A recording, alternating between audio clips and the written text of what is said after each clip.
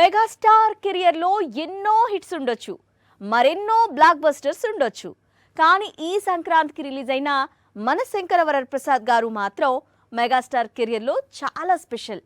ఎందుకంటే ఈ చిత్రం చిరు కెరియర్ లోనే బిగ్గెస్ట్ హిట్ మూవీగా నిలిచింది.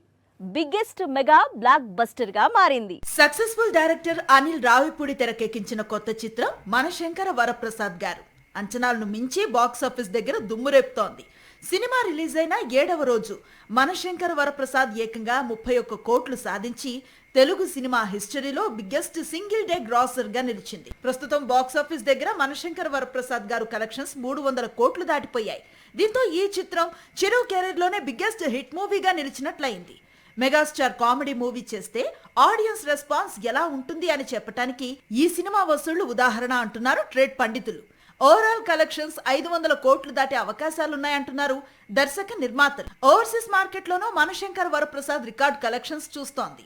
నార్త్ అమెరికాలో $3 మిలియన్ సాధించిన మొదటి మెగాస్టార్ మూవీగా మనశంకర వరప్రసాద్ గారు రికార్డుల్లోకి ఎక్కింది. మరోవైపు తన కెరీర్ లో బిగ్గెస్ట్ హిట్ ఫిల్మ్ ఇచ్చిన అనిల్ రావిపూడితో చిరు భవిష్యత్తులో మళ్లీ సినిమా చేసే అవకాశాలున్నాయని పరిశ్రమ వర్గాలు చెప్పుకొస్తున్నాయి. సాక్షి టీవీ ప్రసారాలను నిలిపివేయడం చట్టరీత్యా నేరం. సాక్షి టీవీ ప్రసారాల కోసం మీ స్థానిక కేబుల్ ఆపరేటర్ని వెంటనే సంప్రదించండి. డిటిహెచ్లో, ఇంటర్నెట్లో కూడా సాక్షి టీవీ ప్రసారాలను వీక్షించవచ్చు.